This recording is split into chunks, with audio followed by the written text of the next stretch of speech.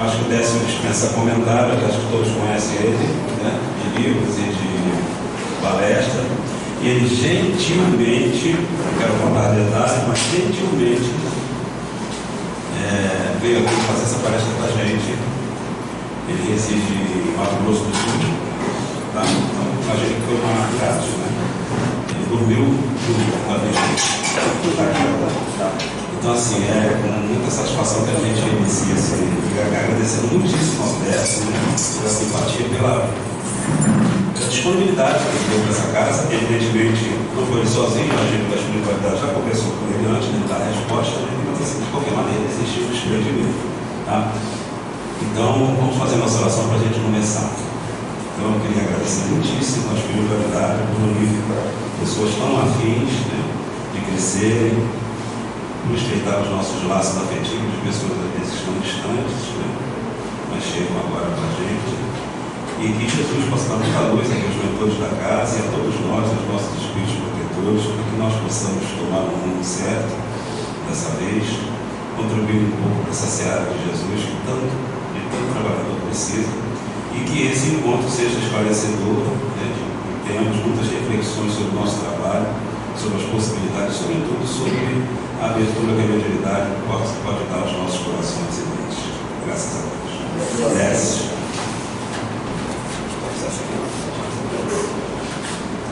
Bom dia a todos. Estou agradecido aí pela possibilidade de pagar mais uma prestaçãozinha da minha dívida em Buenos Aires, lá no plano espiritual, né? E a ideia é falar, se não tiver ninguém para ouvir, não conta, né? Então, fico muito feliz de vocês terem vindo e da gente abordar esse assunto. A mediunidade é um assunto muito palpitante no Espiritismo, porque o Espiritismo usa a mediunidade como ferramenta. Apesar de muita gente pensar na mediunidade como a essência do Espiritismo, e não é. Então, uma vez eu ouvi uma pergunta assim: puxa, mas eu fiquei sabendo que no Egito já tinha médium. Eu falei: então já tinha Espiritismo antes de Kardec? Não. Médium sempre teve, mas o Espiritismo é o trabalho do professor Rivaio, que decodificou a doutrina com a ajuda dos Espíritos. Então, a gente usa ainda hoje a mediunidade como ferramenta de trabalho na comunicação entre o plano físico e espiritual. E isso é da rotina do centro espírita. Mas existem uma série de questões relacionadas à mediunidade que agora estão começando a ser discutidas, principalmente na questão científica, na questão médica. Eu, como sou médico, eu já várias vezes ouvi perguntas tipo assim: olha, tem um trabalhador lá na nossa casa, ele é diabético, ele pode ir para a mesa mediúnica? Não sei. Tem um médium lá que tem pressão alta, ele pode ir para a mesa mediúnica, pode receber espírito sofredor? Né? Não sabia. Então a gente precisa de estudo científico mesmo, para entender isso. O grande problema é que a mediunidade ela não é considerada pela medicina como algum objeto de estudo. Agora está começando. Então o que eu procurei trazer para vocês é essa novidade, né? Quer dizer, quinta-feira que vem eu vou fazer parte de uma banca de doutorado, e a tese de doutorado do Dr. Marco Aurélio, que é um endocrinologista, falando sobre as alterações endócrinas do trânsito mediúnico. Então eu tenho umas novidades para contar para vocês, eu vou contar, tá? E essa primeira parte eu procurei trazer alguns conceitos básicos e um pouquinho da história da mediunidade aqui no Brasil, né? Principalmente relacionada com a psiquiatria, porque ela é objeto de estudo da psiquiatria. Eu sempre costumo dizer que, de todas as especialidades médicas, talvez a que mais sofre impacto com o espiritismo, no momento em que o espiritismo começa a apresentar o seu conteúdo científico e esse conteúdo começa a ser aprovado e constatado pela ciência, é a psiquiatria, porque ela muda inclusive o diagnóstico, ela abre possibilidades de novos diagnósticos e assim por diante. Tá? Então vamos falar um pouquinho, para a gente começar, da história da psiquiatria e da mediunidade. Tá? Muito bem. Então, dentro dos aspectos psiquiátricos, aqui eu vou chamar a atenção para o conteúdo, esse conteúdo que eu estou trazendo para vocês. Muita coisa eu tirei de uma tese de doutorado do Dr. Alexander Moreira. O Dr. Alexander é psiquiatra e ele fez o doutorado dele na Escola Paulista de Medicina e hoje ele é professor da Universidade Federal de Juiz de Fora. E ele é um dos grandes responsáveis pela abertura do Departamento de Psiquiatria e Espiritualidade na Associação Mundial de Psiquiatria. Ele tem tido uma atuação bastante grande, produzindo artigos científicos sobre espiritualidade e também na luta de que a espiritualidade seja vista de uma maneira mais responsável pela psiquiatria. Tá? E a tese dele traz esses aspectos históricos que são interessantes. Então, é uma questão de senso comum entre os psiquiatras que a psiquiatria tenha surgido para combater o obscurantismo religioso medieval e que via as doenças mentais como possessões ou influências demoníacas. Então, a gente ainda tem um resíduo disso. Uma vez a gente estava na vibração, antes de ir para a reunião mediúnica, a gente estava fazendo uma vibração e um colega teve uma crise epilética. Começou a ter uma crise epilética, caiu no chão, a gente correu, né, para dar uma assistência para ele, apoiou a cabeça, deu um passe, acabou a crise epilética, ele acordou meio confuso, o pessoal, vamos fazer o seguinte, hoje você fica sentadinho, não vai fazer parte da reunião. Eu falei, como assim? Vamos para o hospital? Que reunião? Não, mas foi possessão, foi influência dos espíritos. Olha, gente, vocês vão ver aqui, eu vou falar. Mediunidade é diagnóstico de exceção. Eu só posso dizer que aquilo foi exclusivamente mediúnico depois que eu afastar todas as outras possibilidades. Levamos ele para o hospital, fez uma ressonância, um tumor no cérebro. Não é? Então, já estava passando como, vamos dar um passe que melhora. O passe é útil, sim, mas ele é complementar. Ele não vai fazer um milagre, porque o milagre não existe. Né? Então, ainda hoje, a gente tem esse resíduo, assim, de que tudo é mediúnico. Né? Então, já vou antecipando, nada, nós estamos encarnados. Né? Todos nós, uns mais, outros menos. Né? Mas depois que eu dormi dentro do avião, eu estou um pouco menos. Mas estamos todo mundo encarnado. Então, enquanto encarnado, nada é 100% físico e nada é 100% espiritual. Então, qualquer manifestação que a gente tenha, seja uma manifestação mediúnica, seja uma doença, tem uma parte que é espiritual, sempre tem, porque nós somos espíritos, e tem uma parte que é física.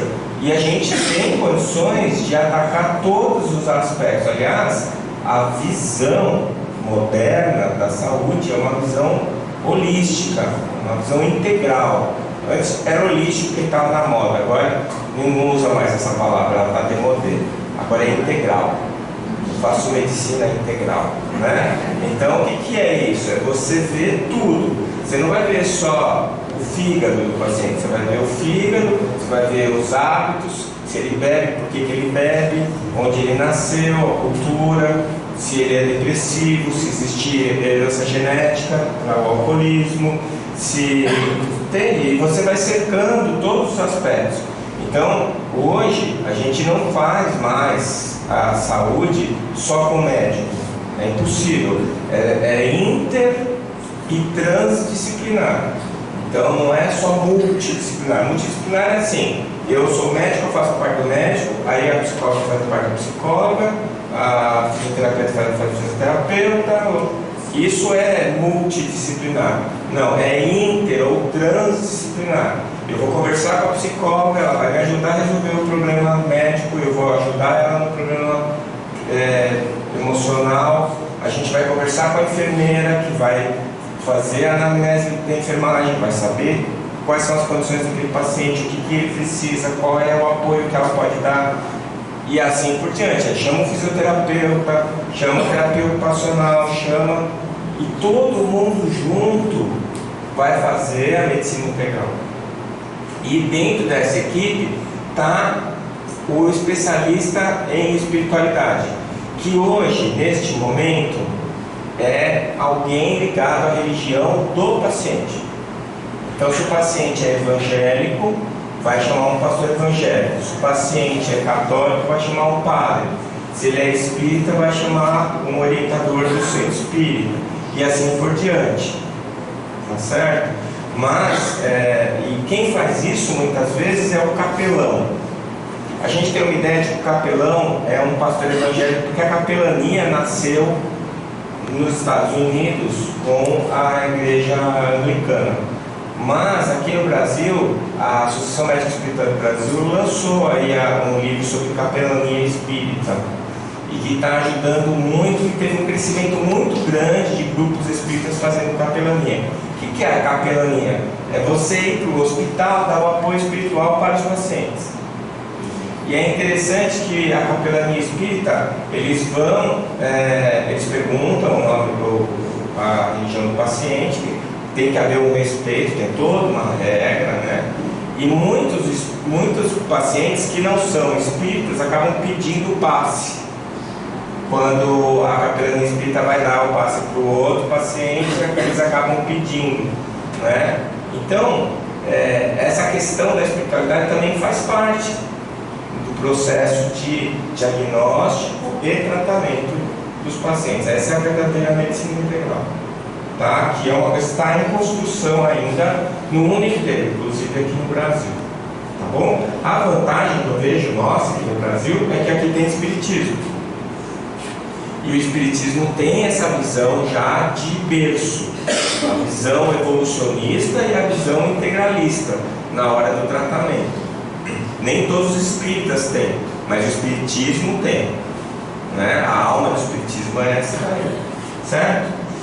Então, essa questão é um mito gerado pelos psiquiatras do século XIX, de que toda manifestação espiritual era atribuída pela religiosidade como sendo uma possessão de demônios, né?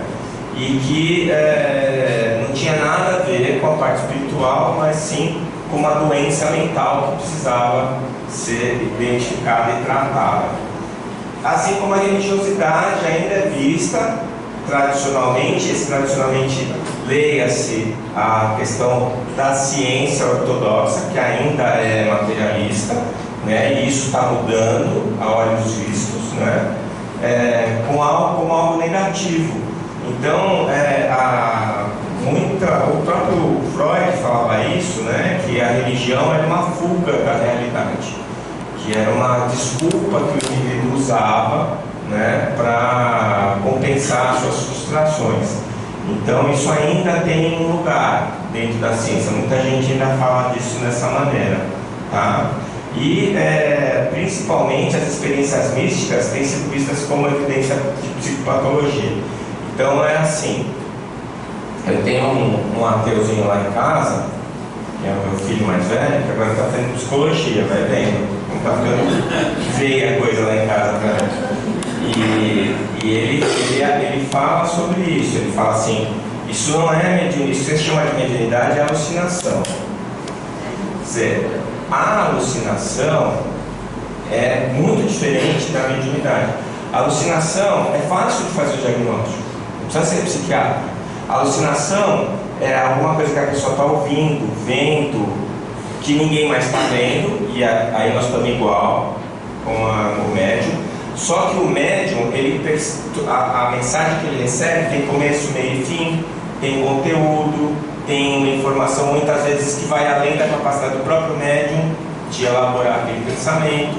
Isso não é alucinação. A alucinação ela é sempre desconjuntada, ela não traz um contexto, né? Muitas vezes o paciente vendo bicho, ele ouvindo sons, ruídos que não tem significado, não é? Ou ele está ouvindo uma voz, mas essa voz manda ele se jogar ou fazer alguma outra coisa, que também pode ser mediúnico, porque nem todo médium é louco, mas todo louco é médium, não é? Então ele está num transe, ele está lá numa crise psicótica, o cérebro dele está desconectado e ele tem uma maior vulnerabilidade para ser atacado por espíritos.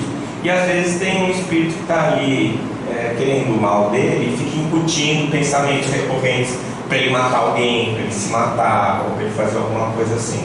Então a alucinação ela é confusa, ela não é uma coisa que vem ordenada, com uma mensagem, um conteúdo. Essa é a diferença, né? Mesmo que você vá ter um transe mediúnico, que você entre em contato com espíritos sofredores, né? Um médium razoavelmente bem orientado, ele consegue separar o que é dele do que é do espírito. Mas uma pessoa que não tem experiência, não tem orientação, e ela recebe essa orientação, recebe essa influência de um espírito perturbado, ela pode procurar um psiquiatra achando que ela está alucinando, porque ela percebe claramente que ocorrem pensamentos dentro da cabeça dela que não são dela, como se tivesse alguém introduzindo pensamentos na cabeça dela. É exatamente isso que está acontecendo, tem alguém introduzindo pensamentos na cabeça dela. Aqui deve ter muito... Bom, todo mundo é médium, já vou explicar, mas a maior parte de vocês já deve ter tido essa experiência, né? Você está lá fazendo alguma coisa e de repente vem... Eu lembro sempre do desenho do Tom e Jerry, que tinha o diabinho e o anjinho, né? E veio o diabinho e fala assim: vamos fazer essa coisa aqui? Vamos fazer isso? Aí vem o anjinho: melhor não é assim? O diabinho sempre ganhava, né?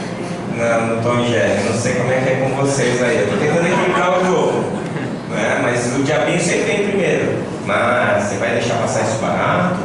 Vai ficar assim mesmo, né? E por aí vai. Então tem essa influência, ela existe, não é? Como eu disse, não tem nada 100% físico nem 100% espiritual. Mas é muito claro a diferença entre uma informação mediúnica, principalmente um médium que é uma pessoa saudável, não um psicótico que está manifestando mediunidade, tá bom? E a gente está cada vez mais fazendo a diferenciação. Então, eu já citei o Freud aqui, ele considerou as experiências místicas como desamparo infantil ou regressão ao narcisismo primário. A gente tem notícias do Freud, né? Ele quis reencarnar já algumas vezes para tentar... ele se arrependeu do trabalho dele ter puxado tanto para o lado materialista, né? Mas a própria espiritualidade pediu para ele não reencarnar, porque se ele reencarnasse ia dar ruim, como o pessoal está dizendo hoje, né? Mas ele estava dando assistência para alguns grupos, né? A doutora Maria Júlia, da do Brasil, o doutor Júlio Preto Pérez, que é um grande pesquisador de mediunidade hoje, eles estão recebendo a assistência do Freud, né? Por quê? Mas se você olhar a história dele, você vai ver que ele foi um herói, na verdade, porque ele trouxe o psiquismo para dentro da medicina, que nem isso era aceito. E ele lutou muito contra isso, né? Muita gente olhava com muito maus olhos para o trabalho dele, porque ele falava de psiquismo. Então ele tentou aproximar aquela linguagem dele da linguagem aceita na época, para poder fazer o trabalho dele florescer. Então é que nem subir uma escada, você tem que ir um degrau por vez, tá certo? Então a gente não pode condenar ele, ao contrário, ele trouxe uma revolução, né? Outros autores descrevem as manifestações como sendo quadro psicótico borderline. Sabe o que é borderline? É chique falar borderline, né? Borderline é que está em cima do muro, né? Está na fronteira. Não é nem, você pode dizer que é, nem que não é, né? Então quando você está na dúvida, você fala que é borderline. A medicina tem umas palavras interessantes. Quando você não sabe a causa, você diz que agora eu fiquei com iatrogênico na cabeça. Iatrogênico é quando o médico produz a doença, né? Idiopático. Você fala, não pode esquecer, você fala, imagina. Quando você não sabe por que aquilo apareceu, você fala, é idiopático. Aí fica todo mundo, é idiopático, né? Então pronto, né? Você joga uma nuvem de fumaça em cima para esconder a sua ignorância sobre o assunto. A mesma coisa aqui, né? O quadro psicótico borderline é quando você percebe alguns elementos de psicose, mas não caracteriza o diagnóstico. É uma coisa que é importante a gente pensar, que a gente está falando de psiquiatria. Não existe doença psiquiátrica, existe transtorno psiquiátrico. Por quê? Para eu ter uma doença, né, para eu falar em doença, eu tenho que ter uma alteração fisiológica ou anatômica bem definida.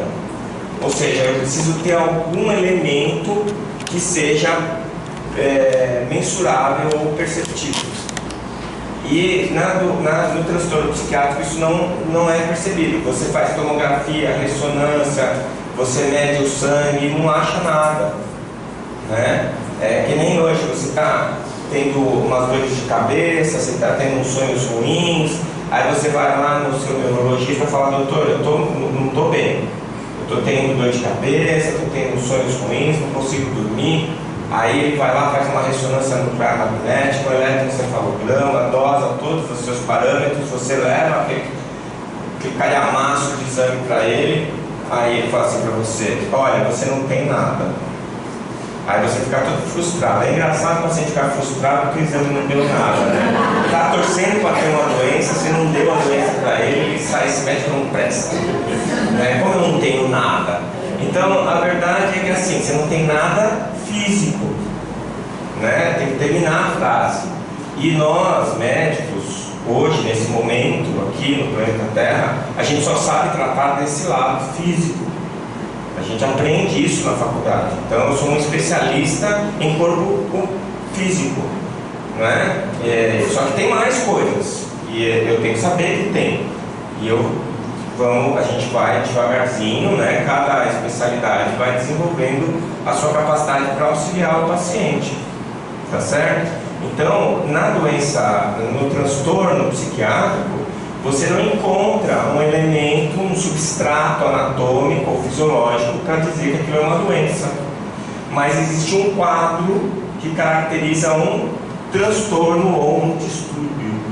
Então você vai chamar assim. Hoje em dia já existem vários trabalhos que falam sobre algumas características do encéfalo do psicótico, tamanho, de estrutura e assim por diante, né? Mas nada que caracterize uma doença. Portanto, em psiquiatria a gente fala de transtorno, tá bom? Então, os episódios psicóticos, que são, e a gente vai falar também sobre isso, mas o transe mediúnico é um quadro dissociativo, que o quadro dissociativo patológico sempre foi causa de internação psiquiátrica. E o diagnóstico era feito por um score de 0 a 10, e se você pedir para qualquer médium preencher, dá 10 no score. Então todo médium era a princípio um dissociado e precisava de internação, não é? Só que não é assim. Hoje em dia já a própria psiquiatria já percebeu isso. Nem todo mundo que tem um score alto de dissociação é psicótico. Existe uma dissociação não patológica, não doença. E é isso que a psiquiatria aceita. A psiquiatria não aceita a mediunidade, mas ela aceita que dentro de um contexto religioso isso pode não significar doença, tá? Que já é uma grande coisa, né? Pelo menos você pode dizer que está vendo espíritos e ninguém vai te internar e fazer eletroconvulsoterapia, né? Por causa disso, tá bom? Então, muitos neurofisiologistas falam em distúrbios do lobo temporal. O lobo temporal é o terceiro andar da casa mental, né, que o Calderaro explica do André Luiz. A gente acabou de lançar um livro chamado O Cérebro Triuno ao Serviço do Espírito. a doutora Evênia, eu e o Sérgio Lopes, que é psiquiatra, e a doutora Evênia, que é neuromorfologista. E a gente pega 3 capítulos do livro do André Luiz e transforma em 600 páginas de informação sobre neurofisiologia e neuroanatomia, né? Que é o desdobramento do trabalho do André Luiz. E lá, o terceiro andar é o lobo pré-frontal, que é a parte do nosso sistema nervoso central que está em desenvolvimento. Eu falo que é um puxadinho ainda. Ainda não está pronto, né? Não tem água encanada. Então, mas é bom a gente ir lá de vez em quando. Quando a gente faz uma prece, quando a gente vem no centro, dá um pulinho, puxadinho. E o primeiro andar é o porão. Esse a gente pode ir. É só alguém fechar a gente no trânsito que a gente já desce no porão e, né, bota para quebrar. O pessoal fala, deu baixaria, né? Que baixou mesmo o nível, né? Desceu das tamancas, é sempre para baixo, né? Esse daí é onde a gente volta para os nossos instintos mais básicos, nosso instinto de preservação, de autopreservação, instinto de preservação da prole, né? E assim por diante. Então, o lobo temporal, ele tem sido há muito tempo ligado às manifestações psíquicas da transcendência, da prece, dos fenômenos psíquicos mais ligados a essa questão espiritual. Os quadros histéricos, né, que também pode ter uma relação, mas não por causa da mediunidade em si, mas porque o paciente tem esse quadro. E muita gente colocava na psiquiatria que a mediunidade era um perigo para o indivíduo e para a comunidade. Eu não sei se vocês sabem, hoje é chique ser espírita. Depois que o IBGE descobriu que entre os espíritas tem a maior número de anos estudando e a maior renda per capita do Brasil, você dizer que é espírita significa dizer que você é culto e rico. Vocês nem sabiam disso, que você tem que avisar a gente, né? Mas é isso aí. E agora é chique falar que é espírita, você está rindo quando você fala que é espírita. Mas houve um tempo em que se um vizinho visse que estava tendo uma mesa mediúnica e chamasse a polícia, todo mundo preso, não é? E se tivesse um psiquiatra por ali, ia te internar, né? Não era muito fácil ser espírita naquela época, não é? Já era melhor do que ser cristão na época dos romanos, mas melhorou um pouco, mas não vamos dizer que era agradável, né?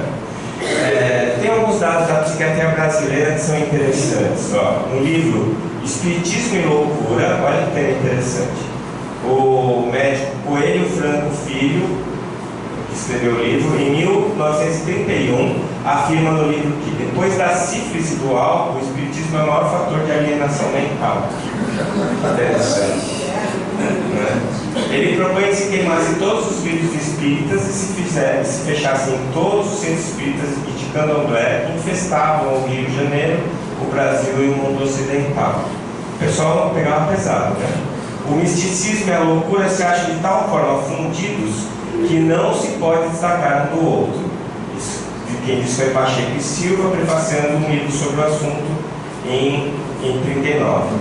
Em tese de doutorado, defendida e aprovada com louvor por Pimentel, na Faculdade de Medicina aqui do Rio de Janeiro, em 1939, o autor conclui que o médium espírita é um embusteiro ou um alucinado passível de internação e tratamento médico especializado. A gente conhece muita gente assim, não é?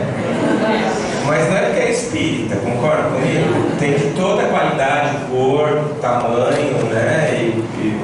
Porque nós somos seres em evolução num planeta de expiação, então tem de tudo. Tá diminuindo, né? Já passando da metade da transição, já estamos indo para os finalmente, então está tendo uma certa seleção, uma filtragem um pouco mais rigorosa. Mas de qualquer maneira, a gente conhece muita gente que inventa, né? Eu conheço uma médium, ela é uma médium poderosa, assim, uma médium ostensiva, mas ela não tem nenhum entendimento espírita, não estudou nem nada. Mas ela é uma potência, assim, né? E ela tem um espírito que acompanha ela, que ela chama de baianinha. E às vezes ela tá numa loja, por exemplo, experimentando roupa. Aí a menina está servindo ela, aí a menina vai trazer a roupa para experimentar, ela fala assim: minha filha, esse rapaz aí, não sei o que, você não pode fazer isso porque ele quer que você vá viajar para tal lugar, sua mãe está brava, segue a orientação da sua mãe, porque não sei o que. A menina fica assim olhando para cara dela: como a senhora sabe disso? Não, porque tem aqui, um espírito está me dizendo que você precisa fazer tal coisa, tal coisa. Começa a juntar gente. Ela começa a chorar e as outras meninas vêm ver, daqui a pouco está todo mundo em volta da cabine lá, em vez de experimentar a roupa, ela está profetizando ali para a vida de todo mundo. E aí, a hora que acaba a informação, ela inventa. Entendeu? O espírito não tem mais o que dizer e tem um monte de gente ali para dizer, ela começa a chutar, ela começa a inventar, porque as pessoas estão lá, como é que ela vai desapontar as pessoas, entende? Então, ela não faz de propósito, mas assim, é falta de orientação, não é? E ela não é espírita, mas é médium, não é? E tá cheio de gente assim por aí, certo? Então, é necessário que a gente fique atento para essas coisas, mas obviamente que o Dr. Pimentel não estava certo, né? E na época ele estava na crista da onda falando mal da espiritualidade, né? Essa tendência levou a psiquiatria brasileira a tomar atitudes discriminatórias e agressivas contra o espiritismo e as religiões afro-brasileiras, que culminaram com prisões, internações e tratamentos desnecessários. Ainda hoje tem grupos com motivações religiosas que combatem as práticas mediúnicas, dizendo que são fontes de psicopatologia. Né? Tem os que falam que é coisa do demônio e tem os que falam que é coisa de ignorante. Tá? Aí então a gente chega à conclusão que todo médium é um fraudulento? Não. É um desajustado? Nem todo. Nem todo. E são loucos? Também não. Então, essa é a visão da psiquiatria, né, do século XIX, mas algumas coisas mudaram, né? O que é que hoje a gente tem de palpável sobre esse assunto? Será que você ser médium afeta a sua saúde psíquica? Será que o fato de você desenvolver ou não a sua mediunidade, trabalhar ou não a sua mediunidade, vai provocar algum impacto na sua vida emocional e na sua saúde psíquica? Então, o que a gente já tem? Esse trabalho é o que foi tese de doutorado, Dr. Alexander, e que foi publicado em revistas de psiquiatria pelo mundo.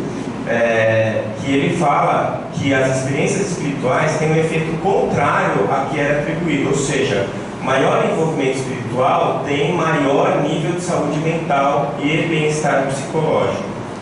Tá? O Dr. Kennan é um médico geriatra da Universidade de Duke, nos Estados Unidos, e ele é um grande responsável pela introdução da espiritualidade na medicina. Hoje, por conta dos trabalhos dele, tem mais de 400 trabalhos publicados, a Associação Americana de Ensino Médico recomenda que as faculdades de medicina lá tenham uma cadeira de espiritualidade nos seus currículos. Por quê? Porque ele mostrou evidências suficientes de que a espiritualidade é um fator promotor de saúde, não é? Então, esses trabalhos que eles fizeram confirmaram isso, tá? Então, os estudos da última década dão conta que experiências extrasensoriais dissociativas e alucinatórias, olha, aqui eles ainda estão usando o termo alucinatório, que não é uma alucinação, é dissociativo. O que é um quadro dissociativo? Você está lá na mesa mediúnica, eu estou lá, o Décio. Aí eu começo a falar dizendo que eu sou a Maria, e que eu estou morta, e que eu estou... Quem eu sou? Eu estou dissociado nesse momento. É o Décio, que é a minha identidade, mais a Maria, que é a identidade que eu estou atribuindo para mim mesmo nesse momento. Então isso é uma dissociação. Isso é um quadro dissociativo. É claro que na mediunidade você está sempre dissociado, porque você está emprestando o teu cérebro para a comunicação de uma outra entidade que não é você. Então é uma dissociação. A discussão é patológica ou não? Isso aí é doença ou não? Né? Então esses trabalhos vêm mostrar que não é doença. que são quadros dissociativos não patológicos, tá? Então, essa palavra alucinatória, ela é indevidamente utilizada durante, né, no médium, durante o transe mediúnico. Tá? São comuns à população geral e não trazem nenhum tipo de transtorno psiquiátrico. 1, 2, 3, 4, 5, 6, 7, 8 trabalhos que mostram a mesma coisa. Tá? Começa lá em 1987 até 2000. Vários trabalhos estudando esse aspecto da questão da espiritualidade, das manifestações extrasensoriais ou místicas, né, que fazem parte aí, de várias linhas religiosas, entre elas o espiritismo, que aceita e usa a mediunidade como ferramenta, né? Algumas pesquisas realizadas nos Estados Unidos em 91 e no Canadá em 92 mostraram que mais da metade da população relata ter tido episódio de experiência extrasensorial. No Canadá e nos Estados Unidos. Tá bom? Então, o que é uma experiência extrasensorial?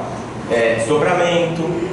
Tem gente que acorda de manhã, está flutuando no teto do quarto e o corpo dele está deitado na cama. Né? Ele acha que é um sonho, na verdade ele tá desdobrado.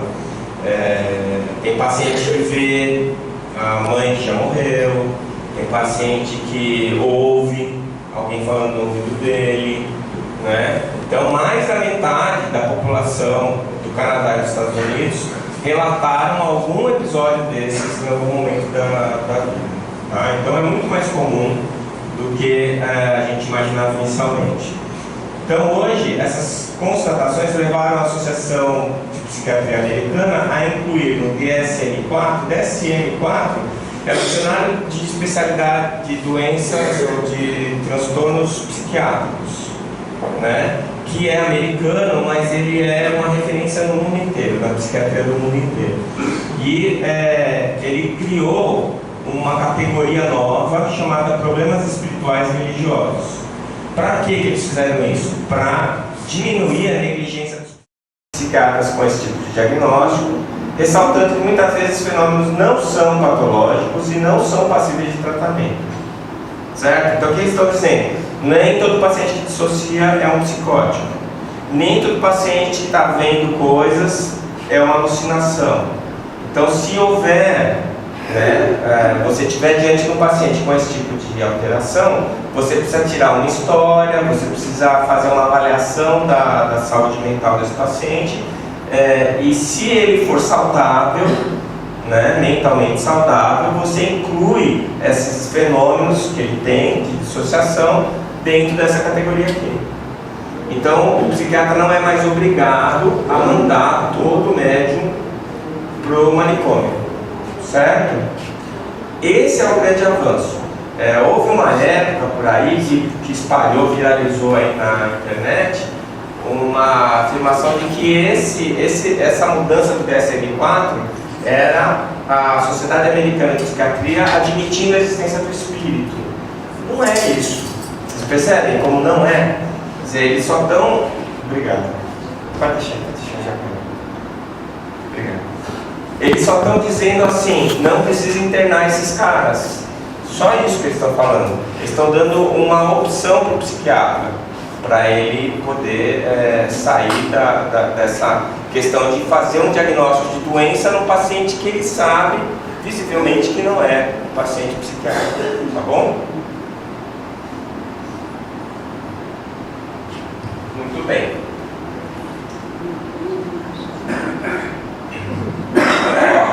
Outra coisa que já é bem estabelecida na psiquiatria: as experiências espirituais têm efeito contrário a isso que eu já falei.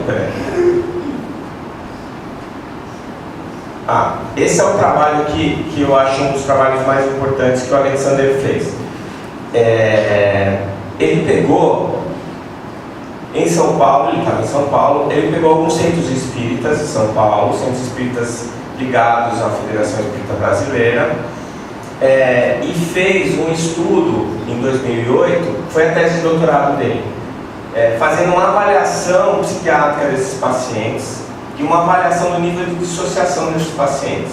e fez a mesma coisa nos Estados Unidos com pacientes com distúrbios dissociativos patológicos, né? Quem tinha o quadro dissociativo por doença. E ele fez uma comparação entre esses dois grupos. Então, eles estudaram as semelhanças e as diferenças entre os médiuns espíritas brasileiros e pacientes portadores da desordem de identidade dissociativa. Tá? O que ele achou? 24 médiuns de diferentes instituições espíritas em São Paulo foram estudados. E o resultado das avaliações com relação aos parâmetros clínicos dos quadros dissociativos foi semelhante, ou seja, o médium dissociava também, tá? Igual o paciente com quadro dissociativo. Só que a grande diferença era a saúde mental. E olha que interessante, a saúde mental dos médiuns espíritas é melhor do que a da população geral.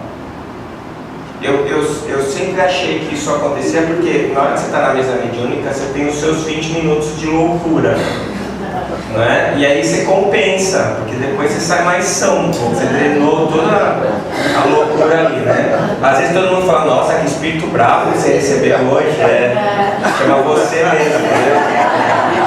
Bate na mesa, tem vontade de xingar, né? E aí você está achando que é algum espírito muito revoltado, e é mesmo você. Bem anímico o negócio.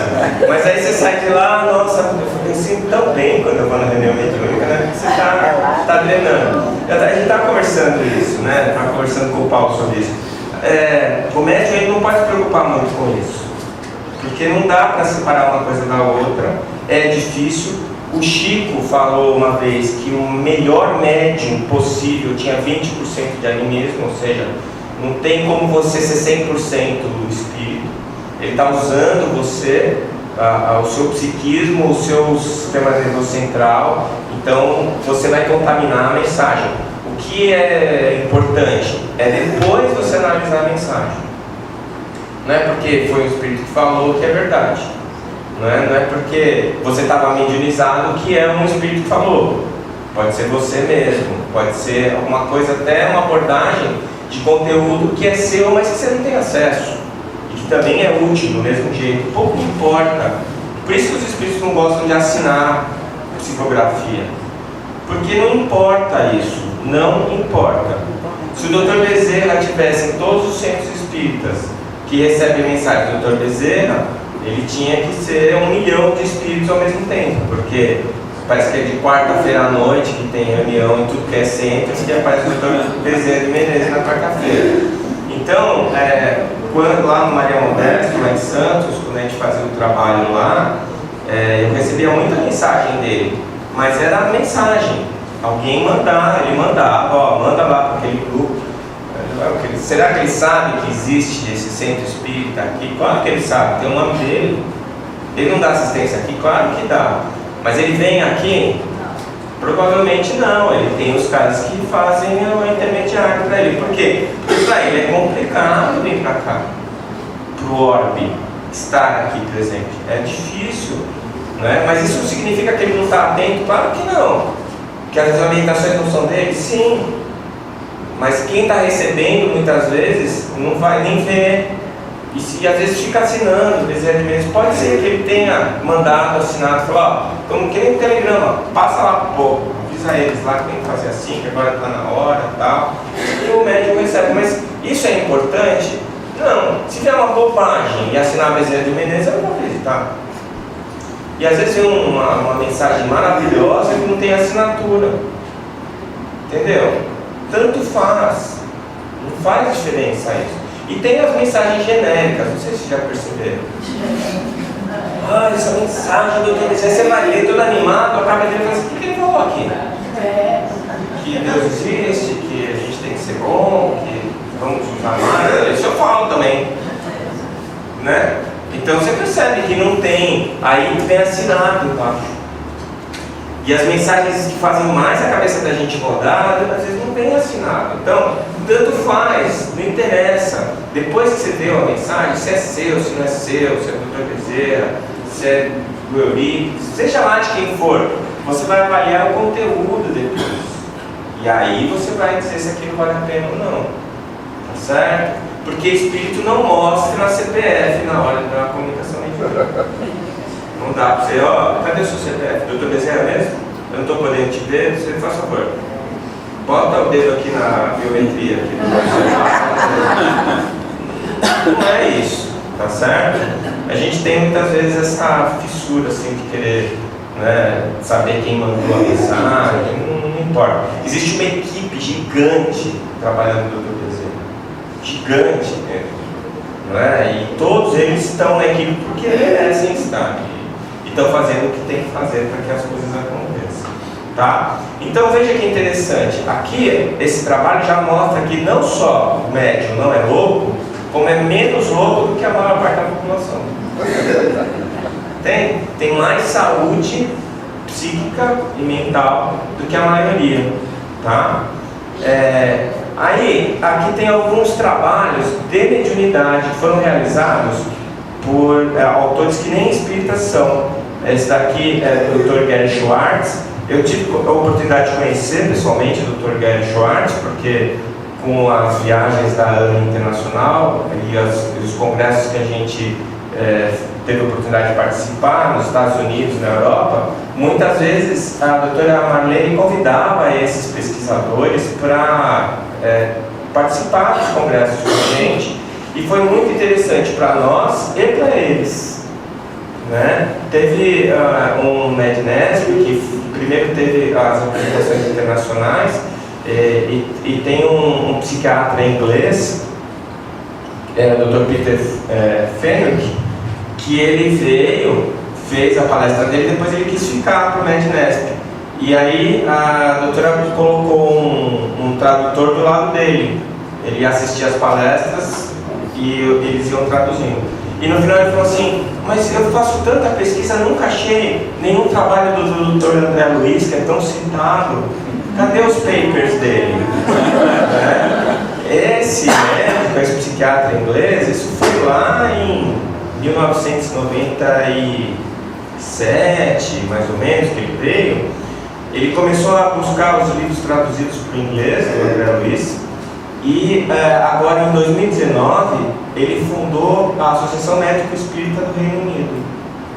Ele sabe mais André Luiz que 90% dos espíritas brasileiros, porque ele virou um estudioso da doutrina e se descobriu espírita através da ciência. Né? Então a gente vai fazendo esse intercâmbio. E o Dr. Gary Schwartz, ele estuda bastante mediunidade. E ele fez esse estudo, que eu achei muito legal, usando um modelo chamado triplo cego. Vocês sabem o que é um trabalho duplo cego? Duplo cego é que, assim, vamos supor, eu vou testar um remédio novo. Aí eu dou o remédio novo para esse pessoal aqui e dou um placebo para esse pessoal. Só que ninguém sabe se recebeu o remédio ou o placebo. E o médico que vai avaliar o resultado também não sabe se você recebeu ou não. Então é duplo cego. O paciente não sabe e o médico avaliando não sabe. Para medir mediunidade, ele criou o triplo cego. Então era assim, por exemplo, o médium ia falar sobre um parente desencarnado do João. Tá? Só que o João não vai na reunião com o médium, vai o Pedro, que também não conhece o João. Então o João não sabe, o Pedro não sabe e o médium não sabe. E depois, quando se for carta, no outro trabalho que ele fez era com carta psicografada, ele pega a carta verdadeira para apresentar para o João e bota mais 5 cartas falsas juntas para o João escolher qual que é a verdadeira. Deu para entender? Esse é o triplo cego. Está todo mundo sem saber o que está acontecendo. Só ele, que é o pesquisador que está coordenando, que sabe. E depois vai fazer a avaliação do resultado, vendo se o médium acertou ou não acertou. Esse é o triplo cego. Então o objetivo é estudar a recepção de informações incomuns por pessoas sobre pessoas parecidas, por médio de condições experimentais, eliminando explicações convencionais como telepatia. o objetivo de não levar a pessoa lá era para a pessoa não influenciar o médium telepaticamente para o médium. Porque muita gente fala assim, não, isso é telepatia. Ele não conversou com ninguém morto, ele leu na mente da outra pessoa e aí ele eliminou essa variável. Ele estudou 8 médiums em 4 pares de estudantes da universidade, porque era o que ia receber a carta e o que foi lá falar com o médium, né? Na Universidade do Arizona, onde ele trabalha. E a conclusão: certos médiums têm grande capacidade de receber informações sobre pessoas mortas, afastadas das possibilidades de telepatia ou outras formas convencionais de tratamento, né? de comunicação. Muito interessante esse trabalho dele. E esse outro trabalho também é um tributo sério, que é das cartas, tá? Forneceram cartas sobre as pessoas falecidas a um assistente substituto, que não era a pessoa que ia receber a carta, né? E os assistentes reais então avaliavam a carta que foi destinada a ele junto com outras cartas que eram usadas como controle. No primeiro estudo que ele fez não deu certo, e no segundo deu uma diferença significativa. Por que isso? Porque tem médiums e médiums, entende? Então, na hora que você vai avaliar a mediunidade, depende muito do médium. Não é qualquer médium que você vai pegar que vai dar um resultado interessante, né? Às vezes não dá certo, tá bom? Então, um dos trabalhos que o Júlio Prieto Pérez fez sobre psicografia, ele fez estudo do cérebro dos médiuns durante a psicografia. Ele levou lá para a Pensilvânia 10 médiuns brasileiros, 5 experientes, médiuns já que trabalhavam há muito tempo e já consagrados, e 5 inexperientes. E o que está acontecendo no cérebro deles era diferente. Do grupo dos médiuns experientes era diferente dos inexperientes. Tá? E mesmo assim deu um resultado interessante dos dois grupos. Só que no grupo de médiuns experientes a diferença foi muito maior, foi muito mais claro, né, do que dos inexperientes. Então, agora que eu deixei vocês mais tranquilos, que vocês não são bobos, né, a gente vai partir para uma definição mais clara de mediunidade. É claro que essa definição está em um livro dos médiuns. E eu fiz questão de trazer isso por quê? Porque eu tenho visto alguns companheiros espíritas, palestrantes espíritas, dizendo que nem todo mundo é médium. Só que eu fiz um levantamento. No livro dos médiuns está escrito 9 vezes que todo mundo é médium. Não está uma vez, tem 9. Então, eu acho que esses colegas têm que ler de novo o livro dos médiuns, ou então fundar outra doutrina. Porque se você é espírita, você tem que seguir a orientação doutrinária do Kardec, que foi passada pelos espíritos superiores, né? Então lá está escrito que mediunidade é a faculdade inerente a todos os seres. Gente, ele não pôs nem seres humanos, ele pôs todos os seres, certo? Então, a história que Gato vê espírita, a doutora Irvina tem uma palestra muito legal sobre isso, vê mesmo. Eles têm mediunidade também, que nem a gente, tem pineal, né? É claro que eles vêm diferente da gente, porque eles vêm no mundo diferente da gente. O nível cognitivo deles é muito diferente do nosso, mas que eles recebem informação também recebem. Então a faculdade inerente a todos os seres é que lhes dá a capacidade de perceber, em algum grau qualquer, a influência dos espíritos. Então, o que é essa capacidade? Você perceber alguma coisa do plano espiritual, certo? Que pode vir de várias maneiras diferentes. Pode vir por intuição, pode vir por inspiração, né? Pode vir como uma voz, pode vir como uma imagem, pode vir de qualquer jeito, né? Depende muito da estrutura do teu cérebro nessa encarnação, de como ele está arranjado, tá bom? Muito bem. Todos nós temos, sim, todos nós, a mediunidade é a capacidade orgânica e ligada às disposições dos tratos neurais. Isso também o Kardec fala isso e o André Luiz também.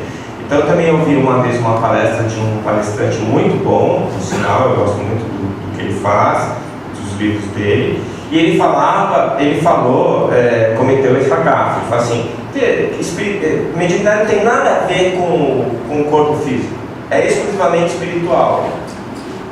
É justo o contrário. É médium porque é médium, né? Ser médium, quem tem mediunidade sabe bem o que eu estou falando. Pode ser uma desvantagem bem grande até, porque você é uma antena que está conectada com tudo que está acontecendo, e dependendo da regulagem da tua frequência, e nem todo dia nós estamos numa frequência muito legal, não é? Tem dia que a gente acorda de pá virada, né? Como diz minha avó, levanta com o pé esquerdo, bom dia pra quê? Quer dizer, você já botou lá na faixa negra. Quem é que vai chegar em você? Quem está nessa faixa. E aí o pessoal vai: oba, hoje tá pra nós, vamos lá, e fica o dia inteiro, né? Aí à noite, na cara dura, você sempre fazendo o evangelho. Deve ter feito isso de manhã, não é? Aí você passou o dia inteiro sintonizado com aquele povo do mal lá, querendo bagunçar o coreto. E você bagunçando, você desarmonizando todos os lugares, sendo agressivo com as pessoas que gostam de você, que estão próximos de você, assim por diante. Então, mediunidade não tem nada a ver com espírito, tem tudo a ver, mas é uma função orgânica. Você nasceu desse jeito. Se você vê espírita, você nasceu com o teu cérebro organizado para ver espírito. Se você ouve, se você fala, então não tem como fugir disso. Não tem como fugir. Eu posso evitar a manifestação ou aprender a lidar com ela de uma maneira que eu suprima determinadas características, tá? Mas se eu nasci desse jeito, eu vou morrer desse jeito. Eu tive um caso bem interessante que eu sempre conto, que a minha secretária marcou uma consulta comigo para a tia dela. E ela perguntou se eu podia atender a tia dela. Eu falei que atenderia. Quando chegou lá, a tia dela era psiquiátrica. Eu falei: mas escuta, ela é minha secretária, sabe que eu sou gastro? Doutora, mas é bom conversar com ela. Ela entrou com a filha, elas eram testemunhas de Jeová. E a queixa dela é que ela via gente morta. Desde quando? Desde a minha adolescência. Aí, no primeiro momento, me levaram na igreja, o pastor me exorcizou, eu continuei vendo. Aí decidiram que eu era louca. Aí foi pro psiquiatra, ela foi internada 4 ou 5 vezes. E ela falava assim: doutor, eu vejo o mesmo medicado. Para eu parar de ver, o remédio tem que chegar num nível que eu não consigo nem fazer um almoço. Não consigo sair da cama. E assim, surpreendentemente, a mulher já tinha 60 anos e não era louca. Organizada, super, um pensamento cristalino, sabe? Super coerente. Aí, eu entendi por que a secretária marcou. E eu peguei e falei assim: olha, eu não sou psiquiatra nem nada. E a filha falou: eu achei estranho que ela marcou, porque o senhor é gastro, o problema dela é psiquiatra. Eu falei: então, eu acho que ela marcou porque eu sou espírita. Na hora que eu falei isso, a filha já levantou: vamos embora, mãe. Pegou na mão. Eu falei: minha filha, acabamos de chegar, deixa o homem falar, deixa o moço falar. Aí eu falei pra ela, expliquei pra ela, falei: olha, isso aí chama mediunidade. Isso não tem nada a ver com a questão religiosa. A senhora vê que o seu cérebro é capaz de ver. E não vai mudar. Não tem remédio que vai tirar isso da senhora. Mas como é que eu faço? Bom, conselho meu, não conta mais pra ninguém que a senhora vê. Porque a senhora está contando e não está dando certo. E segundo lugar, a senhora finge que não está vendo. Mas eles querem conversar. E a senhora já conversou? Não, eu tenho medo. Então conversa e fala: ó, não quero. Não é? Não quero. Vocês estão atrapalhando minha vida, eu não quero. Conversa com eles, mas só a senhora e eles, sem ninguém por perto. Porque não vai pegar bem. Não é? E aí ela falou assim: mas eu não sou louca, doutor. Eu falei: não, tá cheio de gente igual a senhora. E não tem um jeito de eu controlar isso? Eu falei: olha, até tem, mas para a senhora não. Ela falou assim: por que para mim não? Porque a senhora é testemunha de Jeová, a senhora já tem uma religião. E o único lugar que eu conheço que ensina esse controle é o Espiritismo, é o Centro Espírita. E eu não acho que é uma boa ideia a senhora mudar de religião. Beleza, elas foram embora, a filha ficou brava comigo, ficou brava, secretária, brava com todo mundo. Saiu chutando tudo lá. E a mulher saiu olhando pra minha cara, tipo assim, não sei se ela estava vendo alguém comigo, né? Tava rolando. Aí, passou um tempo, a minha secretária falou: doutor, eu nunca vi minha tia sorrindo. Nunca tinha visto minha tia sorrindo. Ela estava feliz da vida. Teve festa lá, ela fez bolo, cozinhou. Tá bem pra caramba, tá super feliz. Não tá mais tomando remédio, tá dando tudo certo. Bom, né? O que eu fiz por ela? Nada, só trouxe informação. Só informação. Aí passou mais um tempo, ela falou: ih, doutor, internaram de novo a minha tia. Eu falei: sério, o que aconteceu? Ela estava sumindo toda quarta-feira à noite. Foram lá atrás dela, ela estava indo no centro espírita. Treinamento mediúnico. Né? Quer dizer, agora que ela sabe que ela não é louca, o médico não vai poder internar ela, né? Tem DSM-4 e ela pode falar que ela faz isso em condições religiosas e ele vai fazer o exame psiquiátrico dela, vai ver que ela está organizada, que ela não alucina e ela vai embora para casa, né? A família gostando ou não. E aliás, a gente já fez um estudo, a mediunidade é tão orgânica que ela é herdável, ela é geneticamente transmissível. Então essa filha dela tem uma chance grande de começar a ver espírito também. Aí vai bater lá no consultório, né? Então, e é mais em mulher do que em homem, é 2 para 1. 2 mulheres para cada homem. Né? Isso é meio... Oi? Então, eu acho que é até meio fácil de entender, porque a mulher, ela é uma médium de efeitos físicos, biologicamente falando. Na hora que vai gestar, quem dá o fluido vital, quem dá o ectoplasma para o espírito fazer a conexão é a mulher. E são 9 meses de incorporação, né? 2 espíritos ocupando o mesmo corpo, né? Que na verdade não é o mesmo corpo, são 2 corpos diferentes, mas está ocupando o mesmo espaço. Então a mulher tem essa coisa da percepção, da sensibilidade e da mediunidade, porque é função dela a reprodução, né? A trazer novos corpos para os espíritos se encarnarem. Quem faz isso é a mulher, o homem não consegue fazer. E aí ela tem um organismo preparado para isso. Tanto que fibromialgia é doença de mulher. E fibromialgia é ectoplasma mal definido, mal cuidado. Se você é uma fibromialgica, começa a cuidar de ser vivo, né? Se você tiver idoso, para dar banho de idoso. Bom, você é espírita, dá passe. O passe equilibra o ectoplasma, né? Mas quem não é, às vezes eu pego paciente no consultório que não é espírita, vai cuidar de bicho, vai cuidar de planta.